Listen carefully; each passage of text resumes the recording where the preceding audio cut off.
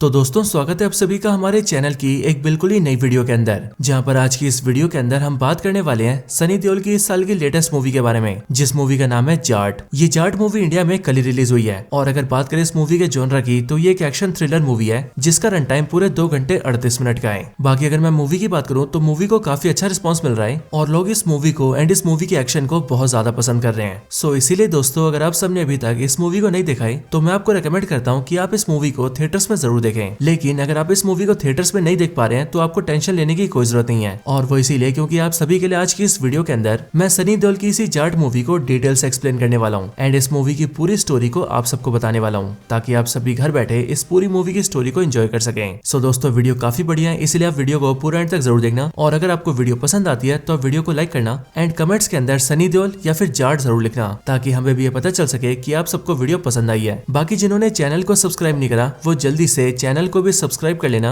And subscribe button के बगल वाले बेल आइकन को भी ऑल पर सेट कर लेना ताकि आप हमारे चैनल की सारी लेटेस्ट वीडियोस को सबसे पहले देख सकें। तो फिर चलिए अब हम बिना किसी देरी के आज की इस कमाल की वीडियो को स्टार्ट करते हैं।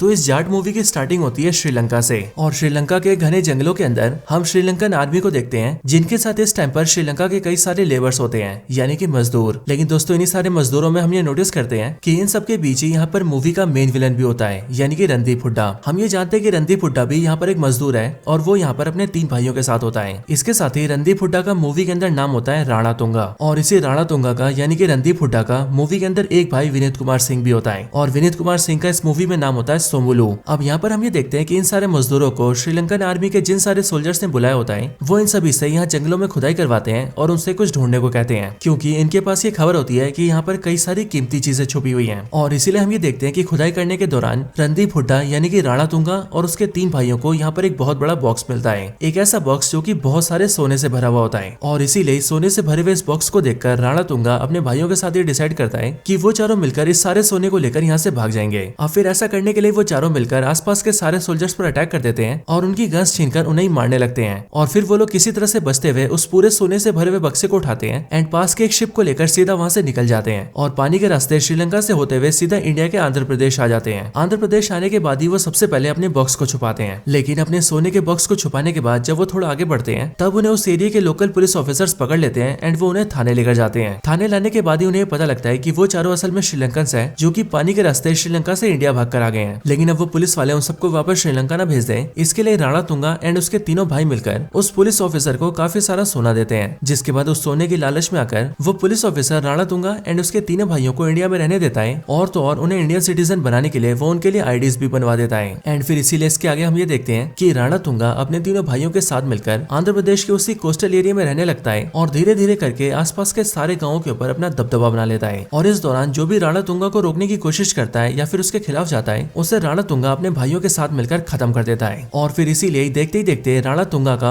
आसपास के 30 गांवों पर कब्जा हो जाता है और इस 30 के 30 गांव के सारे लोग राणा तुंगा से डरने लगते हैं। लेकिन फिर दोस्तों इसके बाद ही सीन शिफ्ट होता है और हम ये देखते हैं कि अब 15 साल बीत चुके हैं। 15 साल बाद हमें सीधा नई दिल्ली का नजारा दिखता है और इस टाइम पर यहाँ पर हम इंडिया के प्रेसिडेंट को देखते हैं जिनका नाम होता है प्रेसिडेंट वसुंधरा। हम ये देखते हैं कि प्रेसिडेंट ऑफ इंडिया को जल्दी से उसके ऑफिस बुलाया जाता है और जब वो ऑफिस आती है तब उसे कुरियर दिया जाता है और कुरियर उसके हाथों में देते हुए उसे बताया जाता है कि उस कुरियर को उसे जरूर देखना चाहिए। इसके बाद ही प्रेसिडेंट जैसे उस कुरियर को खोलती है वैसे वो देखती है कि उस कुरियर के अंदर कई सारे लोगों के कटे हुए अंगूठे रखे हुए हैं, साथ ही साथ उसके अंदर एक लेटर भी होता है जिस लेटर को एक 7-8 साल की बच्ची ने लिखा होता है। इसके बाद ही प्रेसिडेंट उस लेटर को पढ़ना स्टार्ट करती है, जिसके बाद उस लेटर को पढ़ के उसे पता लगता है कि ये लेटर आंध्र प्रदेश के कोस्टल एरियाज में रहने वाले एक छोटे से गाँव की एक छोटी सी बच्ची ने लिखा है, जो की लेटर में प्रेसिडेंट से कहती है कि वो और उसका पूरा गाँव बहुत बड़ी मुसीबत में है और उसने अपनी स्कूल की बुक्स के अंदर ये पढ़ा था कि प्रेसिडेंट ऑफ इंडिया पूरे इंडिया में सबसे पावरफुल होते हैं और इसीलिए वो जो चाहे वो कर सकते हैं। एंड इसी वजह से वो प्रेसिडेंट ऑफ इंडिया से ये गुहार लगा रही है कि वो जल्दी से उसके गांव आए एंड उसके गांव वालों की हेल्प करें और प्रेसिडेंट को उसके पूरे गांव को मुसीबत से निकालना ही होगा। इसके साथ ही इस कुरियर बॉक्स के अंदर उसके गांव के भाई अपना अंगूठा भेज रहे हैं और अगर प्रेसिडेंट उनके गांव के लोगों की हेल्प नहीं करती है तो फिर अब बहुत ही जल्द उसके गांव के सारे भाई मिलकर अगली बार अपना सर काट कर प्रेसिडेंट को भेजेंगे। अब इस लेटर को पढ़कर प्रेसिडेंट को काफी शौक लगता है, क्योंकि वो देखती है कि इस गाँव की बच्ची को प्रॉब्लम तो बहुत बड़ी है, लेकिन इस बच्ची की एंड उसके पूरे गाँव की मदद ना तो पुलिस ने की और न ही आंध्र प्रदेश के लोकल गवर्नमेंट ने, और इसी वजह से इस बच्ची को सीधा प्रेसिडेंट से हेल्प मांगनी पड़ रही है। लेकिन इसके साथ ही प्रेसिडेंट ये बात भी समझ जाती है कि उस गांव के अंदर जो भी कुछ मैटर चल रहा है वो काफी बड़ा मैटर है, और फिर इसीलिए प्रेसिडेंट सीबीआई के एक सीनियर ऑफिसर को बुलाती है जिसका नाम सत्यमूर्ति होता है। एंड वो सत्यमूर्ति को ये सारी बातें बताती है और उसे स्पेशल पावर्स देके सीधा उस गांव जाने को कहती है, ताकि सत्यमूर्ति उस गांव में जाकर सारी सच्चाई का पता करे और इन सब के बारे में उससे आकर बताएं। लेकिन दोस्तों अब इसके बाद ही सीन शिफ्ट होता है और हम सीधा उसी गांव को देखते हैं जिस गांव से प्रेसिडेंट को चिट्ठी आई थी। यहाँ इस गांव के अंदर हम ये देखते हैं कि जिन 10-12 लड़कों ने अपना अंगूठा काट के प्रेसिडेंट को भेजा था, उन सभी को राणा तुंगा एंड उसके आदमियों ने जान से मार दिया है। लेकिन इसी टाइम पर इस गांव के पुलिस स्टेशन में एक नई सब इंस्पेक्टर आती है जिसका नाम होता है विजय लक्ष्मी। और इस विजय लक्ष्मी को जैसे इन सारे मर्डर्स के बारे में पता लगता है, वैसे वो जल्दी से गाँव में आती है और गाँव के लोगों से इस बारे में इंक्वायरी करती है, जिसके बाद गाँव के लोगों को भरोसा देने के बाद उसे पता लग जाता है कि एक्चुअल में इन सारे लोगों को मारने के पीछे राणा तुंगा का हाथ है। और फिर इसलिए इस बात को जानते ही विजय लक्ष्मी जल्दी से अपनी पुलिस फोर्स टीम को तैयार करती है एंड सभी को लेकर राणा तुंगा को अरेस्ट करने के लिए उसके घर जाती है। लेकिन दोस्तों यहाँ पर हम ये देखते हैं कि इस टीम के अंदर जितने भी मेल ऑफिसर्स होते हैं वो सब के सब राणा तुंगा का नाम सुनते डर जाते हैं, और इसीलिए वो विजय लक्ष्मी के साथ जाने से मना कर देते हैं एंड वहाँ से भाग जाते हैं। लेकिन फीमेल ऑफिसर्स विजय लक्ष्मी का साथ देती हैं, और फिर इसीलिए हम ये देखते हैं कि 7-8 फीमेल पुलिस ऑफिसर्स ऐसा ही विजय लक्ष्मी के साथ मिलकर सीधा राणा तुंगा के घर जाते हैं और वहाँ पर उसे अरेस्ट करने की कोशिश करते हैं। लेकिन वहाँ पर उन सबकी मुलाकात राणा तुंगा की वाइफ से होती है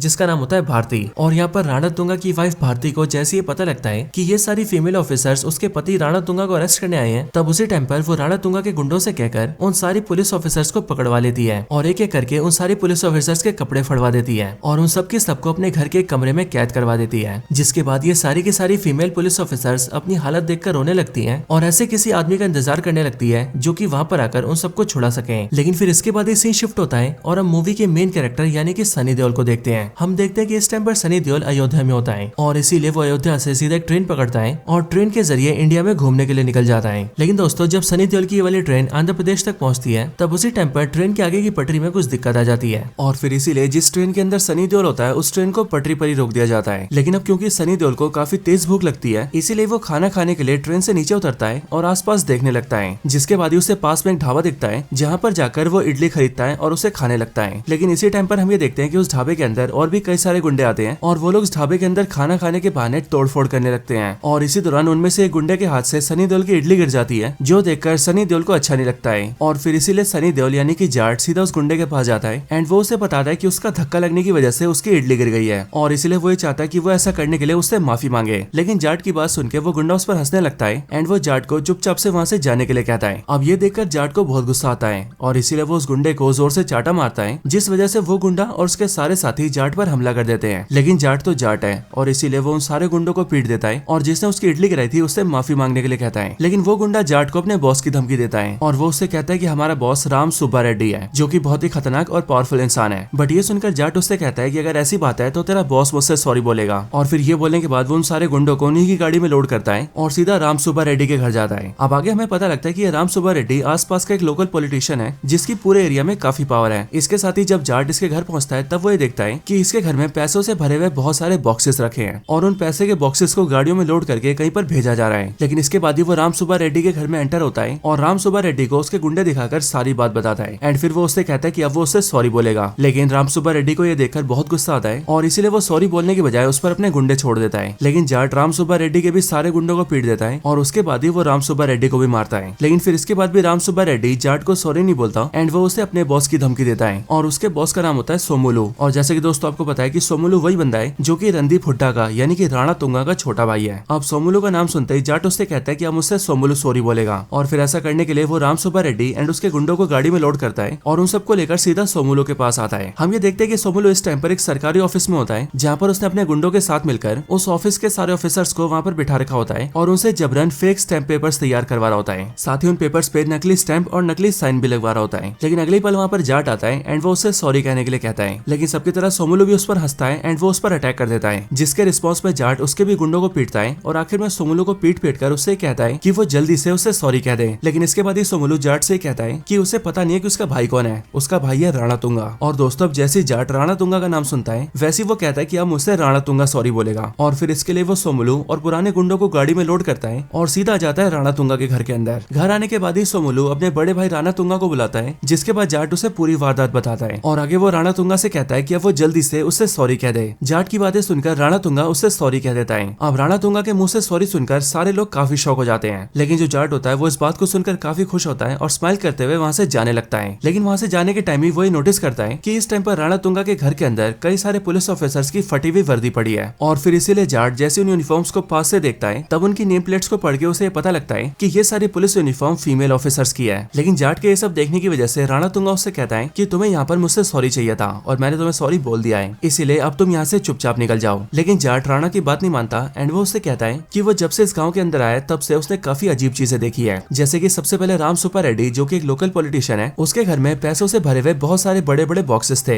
जिन्हें वो कहीं पर भेज रहा था। इसके साथ ही जो सोमुलु था वो भी एक सरकारी ऑफिस के अंदर बहुत सारे फेक स्टैम्प पेपर्स बनवा रहा था। और अब यहाँ कर उसने ये देखा है कि यहाँ पर कई सारे फीमेल ऑफिसर्स के कपड़े पड़े हैं एंड इसीलिए ये सब देखकर वो ये समझ चुका है कि यहाँ पर कुछ ना कुछ तो बहुत गड़बड़ है। और इस टाइम पर राणा तुंगा ने अपने घर में कई सारी फीमेल ऑफिसर्स को छुपा कर रखा है। अब ये बोलने के बाद ही जाट उसके घर में खोजबीन करने लगता है, जिसके बाद ही उसे राणा तुंगा के घर के कमरे के अंदर sub inspector Vijay Lakshmi and उसके साथी ऑफिसर्स मिलती हैं। और उनके मिलते ही जाट सबसे पहले उन्हें उनकी यूनिफॉर्म देता है और उन सभी को वहाँ से अपने साथ ले जाने लगता है। जब जाट वहाँ से उन लड़कियों को ले जा रहा होता है तब उस टाइम पर ही राणा तुंगा उससे कहता है कि अगर वो इन सबको अपने साथ ले जाना चाहता है तो शौक से ले जाए, लेकिन जाने से पहले वो उससे ये बताना चाहता है कि इस गाँव के साथ साथ आसपास के 30 गाँव पर उसका कब्जा है और इसीलिए यहाँ पर सिर्फ उसका राज चलता है। इसीलिए वो जाट से कहता है कि अभी तो वो इन लड़कियों को लेकर जा रहा है, लेकिन आज शाम होते होते वो खुद ही उसके पास आएगा एंड गिड़गिड़ाते हुए उससे जान की भीख मांगेगा। लेकिन जाट उसकी बात को इग्नोर करता है एंड वो लड़कियों को लेकर वहाँ से चला जाता है। अब जाट और लड़कियों के जाने के बाद ही राणा तुंगा की मदर उससे पूछती है कि उस आदमी ने उसके छोटे भाई सोमुलु को बहुत बुरी तरह से मारा था। सो इसीलिए यह सब होने के बाद भी राणा तुंगा ने उसे यहाँ से जिंदा क्यों जाने दिया। अपनी मदर की बात सुनकर राणा तुंगा उनसे कहता है कि इस आदमी ने मेरे छोटे भाई को सबके सामने मारा था और इसीलिए अगर मैं इसे घर के अंदर मारता तो बाहर दुनिया को इसकी मौत के बारे में कुछ भी पता नहीं लगता और इसीलिए मैं पहले तो इसे इसके घुटनों पर लेकर आऊंगा एंड फिर उसके बाद इसे सबके सामने मारूंगा ताकि पूरी दुनिया को पता चल सके कि मेरे छोटे भाई पर हाथ उठाने का क्या अंजाम होता है। बाकी दोस्तों, अगर आप लोग यहाँ पर ये सोच रहे हैं कि राणा तुंगा श्रीलंका से इंडिया तो अपने 3 भाइयों के साथ आया था, तो फिर यहाँ पर उसकी वाइफ एंड उसकी मदर कहाँ से आ गई, तो इसके लिए दोस्तों मैं आपको बता दूं कि जब राणा तुंगा ने धीरे धीरे करके इंडिया में सेटल होना स्टार्ट किया और आसपास के सारे गाँव पर अपना राज जमाया, तब उसके बाद ही उसने अपनी पावर्स का इस्तेमाल करके अपनी मदर एंड अपनी वाइफ को श्रीलंका से इंडिया बुला लिया और फिर उसके बाद से वो उन्हें भी अपने साथ रखने लगा। अब दोस्तों इसके बाद ही हम ये देखते हैं कि जैसे जाट सारी लड़कियों को लेकर बाहर निकलता है, वैसे कुछ दूर जाने के बाद ही उस पर राणा तुंगा के गुंडे हमला कर देते हैं और वैसे उस हमले के अंदर जाट उन सबको बीट तो कर देता है, लेकिन उसी अटैक की वजह से एक लड़की बहुत ज्यादा घायल हो जाती है और फिर इसीलिए उस लड़की का इलाज करने के लिए वो लोग उसे गाँव के अंदर ले जाते हैं और गाँव वालों से मदद मांगते हैं। लेकिन गाँव के अंदर आने के बाद वो लोग ये देखते हैं कि जिस गाँव के पास से वो लोग गुजर रहे थे वो पूरा गाँव खाली है और उस पूरे गाँव के अंदर एक भी आदमी नहीं है। लेकिन तभी कुछ टाइम बाद उस गाँव से एक अम्मा बाहर आती है और वो उस लड़की के लिए पानी लेकर आती है, लेकिन वो लड़की पानी पीने से पहले ही मर जाती है और इसीलिए ये देखकर सारी लड़कियां और जाट सभी को बहुत दुख होता है। लेकिन फिर इसके बाद ही जाट के मन में सवाल उठता है और फिर इसीलिए वो ऐसा ही विजय लक्ष्मी से कहता है कि तुम मुझे बताओ कि आखिरकार यहाँ पर चल क्या रहा है, आखिरकार ये पूरा का पूरा गाँव खाली क्यों है और आखिर तुम इन लड़कियों के साथ मिलकर राणा तुंगा को अरेस्ट करने क्यों गई थी। ये सब सुन के विजय लक्ष्मी जाट को पूरी स्टोरी बताना स्टार्ट करती है। वो जाट को बताती है कि राणा तुंगा यहाँ का बहुत बड़ा गुंडा है और उसने आसपास के 30 गाँव पर अपना कब्जा कर रखा है और इन सारे गाँव वालों के ऊपर वो बहुत ज्यादा जुल्म करता है और ये सब करने से उसे यहाँ की ना तो पुलिस रोकती है ना ही सरकार। लेकिन अभी बीते कुछ सालों से उन लोगों ने नोटिस किया था कि राणा तुंगा यहाँ आसपास के गांव के बहुत सारे लोगों को मारने लगा था और उन सारे गांव वालों की लाशें हमें गांव के अलग अलग हिस्सों में मिलती थी और इसी तरह से उसने कल के दिन भी 10-12 जवान लड़कों को मार दिया और उनके सर काट दिए। लेकिन मैंने उनके परिवार वालों को भरोसा दिलाया कि मैं उन्हें इंसाफ दिलाऊंगी और इसीलिए उन लोगों ने गवाही दी कि ये सब राणा तुंगा ने किया है एंड इसीलिए मैं अपनी टीम लेकर उसे अरेस्ट करने गई थी। लेकिन जब मैं उसे अरेस्ट करने उसके घर पहुंची तब उसकी वाइफ ने हमें कैप्चर कर लिया, हम सबकी सारी यूनिफॉर्म फाड़ दी और राणा तुंगा के गुंडों से हमारे साथ बहुत गलत काम करवाए। लेकिन ये सब करने के बाद ही राणा तुंगा की वाइफ हमसे मिलने आई और फिर उस टाइम पर उसने हमें एक बहुत ही बड़ी बात बताई, राणा तुंगा के बारे में एक बहुत ही बड़ा सच। और फिर उस सच को सुनकर हमें पता लगा कि आखिरकार राणा तुंगा ने गांव वालों को अचानक से मारना क्यों शुरू कर दिया है, क्योंकि असल में वो ये सब कर रहा है गांव वालों की जमीन के लिए। अब असल में इन सब की शुरुआत हुई स्विट्जरलैंड के डेवोस से। वहाँ स्विट्जरलैंड के डेवोस शहर के अंदर एक बहुत ही बड़े बिजनेसमैन ने आंध्र प्रदेश के लोकल मिनिस्टर से मीटिंग तय करी और उस मीटिंग के अंदर उसने मिनिस्टर को ये बताया कि असल में वो और उसकी कंपनी न्यूक्लियर बॉम्ब के प्रोजेक्ट्स के ऊपर काम करती है, लेकिन जो न्यूक्लियर बॉम्ब्स होते हैं उन्हें बनाने में यूरेनियम का इस्तेमाल होता है और ये यूरेनियम पूरी दुनिया में बहुत ज्यादा रेयर है। लेकिन कुछ टाइम पहले साइंटिस्टों ने यूरेनियम का ऑल्टरनेटिव निकाल लिया है एंड उसका नाम है थोरियम और हमारी रिसर्च और सैटेलाइट की इमेजेस से हमें पता लगा है कि ये जो थोरियम है वो ऑस्ट्रेलिया और इंडिया के अरुणाचल प्रदेश के कोस्टल एरियाज में पाया जाता है और इंडिया के अरुणाचल प्रदेश के कोस्टल एरियाज में यह बहुत ज्यादा है और इसी वजह से हमें वहाँ की पूरी जमीन चाहिए ताकि हम वहाँ पर खुदाई करके वहाँ से सारा थोरियम निकाल सके। लेकिन अब क्योंकि ऐसा करने के लिए इंडियन गवर्नमेंट कभी भी अलाउ नहीं करेगी, इसीलिए हम लोग ये चाहते हैं कि तुम यानी कि आंध्र प्रदेश के लोकल मिनिस्टर इस डील में हमारा साथ दो और हमें वो पूरी जमीन दिलवाओ, जिसके बदले में हम तुम्हें मुंह मांगी कीमत देंगे। अब पैसे की बात सुनकर वो मिनिस्टर बिक जाता है और इसलिए वो बिजनेसमैन को सीधा राणा तुंगा से मिलवाता है और गाँव खाली करवाने का जिम्मा राणा तुंगा को सौंपता है एंड इस काम के लिए वो राणा तुंगा को 25,000 करोड़ ऑफर करता है, इसके बाद इतने सारे पैसे सुनकर राणा तुंगा भी राजी हो जाता है और वो उस बड़े बिजनेसमैन के कहने पर आसपास के पूरे 30 गांव को खाली करवाने की गारंटी लेता है, ताकि उसके बाद वो बिजनेसमैन वहाँ की पूरी जमीन से थोरियम एक्सट्रैक्ट कर सके। और अब ऐसा करने के लिए वो सारे गांव वालों को डराता धमकाता है ताकि वो चुपचाप अपने जमीन के पेपर्स पर साइन करके अपनी जमीन राणा तुंगा को दे दे। लेकिन जो अपनी जमीन देने से राजी नहीं होता है, उससे राणा तुंगा या तो जबरन अंगूठा लगवा लेता है या फिर तब भी ना मानने पर वो उसे जान से मार देता है और उसे मारने के बाद उसकी जमीन के फेक पेपर्स बनवा लेता है। और फिर इस तरह से धीरे धीरे करके वो सारे गाँव को हथियाना शुरू कर देता है। और फिर दोस्तों यहीं पर ही हमें ये भी पता लगता है कि जिस छोटी बच्ची ने प्रेसिडेंट को लेटर लिखा था वो भी इन्हीं में से किसी गांव की थी। एक ऐसा गांव जहां के लोग अपनी जमीन को राणा तुंगा को नहीं सौंपना चाहते थे और राणा तुंगा उनसे जबरन अंगूठा न लगवा ले, इसके लिए उन्होंने अंगूठा काट के प्रेसिडेंट को भेजा था और प्रेसिडेंट से मदद की गुहार लगाई थी कि वो उन्हें बचाने आए। लेकिन आखिर में राणा तुंगा ने उन सबको भी जान से मार दिया। और फिर जब इसी मर्डर केस के सिलसिले में विजय लक्ष्मी राणा तुंगा को अरेस्ट करने उसके घर गई, तब उसकी वाइफ ने उन सबको वहाँ पर बंदी बना लिया। अब दोस्तों इसके बाद स्टोरी एंड होती है और जाट को पूरी कहानी पता लगती है और फिर इसीलिए ये सारी कहानी जानकर जाट ये कसम खाता है कि अब वो राणा तुंगा के आतंक से सारे गाँव वालों को बचाएगा और जिन गाँव वालों को राणा तुंगा ने मार दिया है उनका बदला राणा तुंगा से लेगा और राणा तुंगा को खत्म करेगा। लेकिन अब इन सब के बाद ही जाट सारी लड़कियों को लेकर पुलिस स्टेशन जाता है और वहाँ पर उनके साथ जो भी हुआ है उसकी कंप्लेंट फाइल करवाता है। लेकिन यहाँ स्टेशन में जैसे वो कंप्लेंट में सोमुलू और राणा तुंगा का नाम लेता है, वैसे यहाँ का पुलिस इंस्पेक्टर शॉक हो जाता है और अब क्योंकि वो भी राणा तुंगा का आदमी होता है, इसलिए वो जल्दी से राणा तुंगा के भाई सोमुलू को